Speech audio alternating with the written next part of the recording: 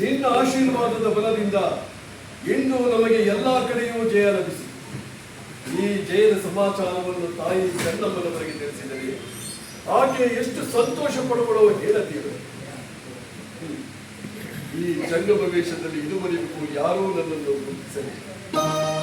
ನಾನು ಈಗಲೇ ಬೈಲಹೊಂಗಲಕ್ಕೆ ಹೋಗಿ ಬಾಗಿಲು ಕಾಯುತ್ತಿರುವ ಸಿಪಾಯಿಗಳ ಕಣ್ಣಿಗೆ ಮಣ್ಣೆರಚಿ ತಾಯಿಯವರನ್ನು ಕಂಡು ಅವರಿಗೆ ಜಯದ ಸಮಾಚಾರವನ್ನು ತಿಳಿಸಿ ಅವರಿಗೆ ನಮಸ್ಕಾರ ಮಾಡಿ ಅವರ ಆಶೀರ್ವಾದವನ್ನು ಪಡೆದು ಬರುವ ತನಕ ನನಗೆ ಯಾವ ಆಘಾತವೂ ಆಗಲಿಲ್ಲ.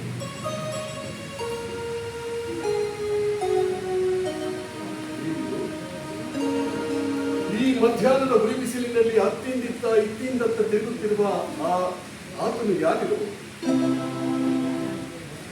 ಆತನ ಚಲನಾವಲಯಗಳನ್ನು ನೋಡುತ್ತಿದ್ದರೆ ಯಾರೋ ಗುಪ್ತಚಾರರಂತೆ ಕಂಡುಬರು.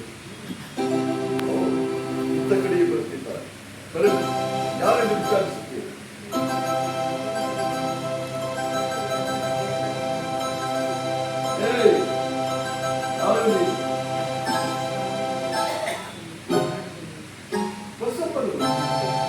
ಏಕೆ ಬಸಪ್ಪನವರೇ ನನ್ನ ಗುರುತಿಸಿರಲಿಲ್ಲ?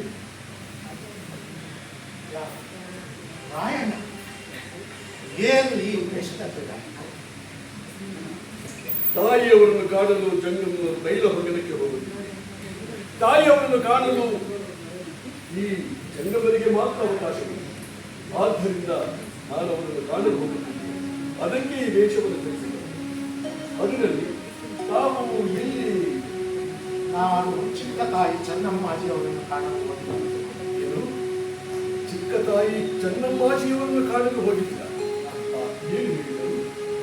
ಈಗ ನನ್ನ ಬಳಿ ಹಣವಿಲ್ಲ, ಓಟಿಗೆ ಬಂದ ಮೇಲೆ ಸ್ವಲ್ಪ ಹಣವನ್ನು ಕೊಡುತ್ತೇನೆ ಅಂತ ಹೇಳಿದರಪ್ಪ. ಅವನು ನನಗೆ ಯಾವ ಸಹಾಯ ಮಾಡುವುದು ಬೇಡ ಬಸವನವರೇ. ನಮಗೆ ಅವರ ಆಶೀರ್ವಾದ ಹೊಂದಿದ್ದರೆ ಅಷ್ಟೇ ಸಾಕು. ಮತ್ತೇನು ಹೇಳಿದರು? ಮತ್ತೊಂದು ಮುಖ್ಯವಾದ ವಿಷಯವನ್ನು ಹೇಳಿದರು. ಚಿಕ್ಕ ಪ್ರಭು ಶಿವಲಿಂಗ ಮಲ್ಲ ಸಜ್ಜನಿಗೆ ಯಾವ ರೀತಿಯಿಂದಲೂ ತೊಂದರೆಯಾಗಬಾರದು ಎಂದು ಹೇಳಿದರು. ಬಸಪ್ಪನವರೇ, ಈ ರಾಯಣ್ಣನ ದೇಹದಲ್ಲಿ ಒಂದು ತೊಟ್ಟು ರಕ್ತವಿರುವ ತನಕ ಅವನ ರೋಮವೊಂದಕ್ಕೆ ಯಾವ ಒಂದು ಚೂರು ಅಪಘಾತವೂ ಆಗದಂತೆ ಎಚ್ಚರ ವಹಿಸುತ್ತೇನೆ. ನೀವು ಒಂದು ಕೆಲಸ ಮಾಡಿ. ಏನು ಹೇಳು? ನೀವು ಈಗಲೇ ಮಾಸ್ತರನವರಿಗೆ ಹೋಗಿ ಶಿವಲಿಂಗ ಮಲ್ಲ ಪ್ರಭು ಸಂಘವನ್ನು ಕರೆದುಕೊಂಡು ಬಂದು ನಿಮ್ಮ ಸಂಗಡ ಇರಿಸಿಕೊಟ್ಟೆ. ನಾನು ಬೈಲಹೊಂಗಲಕ್ಕೆ ಹೋಗಿ ತಾಯಿಯವರನ್ನು ಕಂಡು ಆದಷ್ಟು ಬೇಗನ ಹಿಂದಿರುಗಿ ಬರುತ್ತೇನೆ.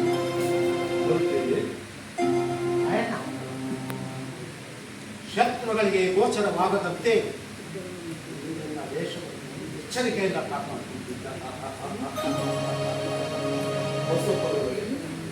ಶತ್ರುಗಳಿಗೆ ಒಂದು ವೇಳೆ ನನ್ನ ಗುರುತು ಸಿಕ್ಕಿತ್ತೆಂದರೆ ಅವರ ರುಂಡವೇ ಚೆಂಡಾಡಿ. ಅದೇನು ಹೆದರಬೇಡಿ, ನಾನು ನೋಡಿಕೊಳ್ಳಿ. ನೀವು ಧೈರ್ಯದಿಂದ ನಾನು ಆದಷ್ಟು ಬೇಗನೆ ಬರ್ತೇನೆ.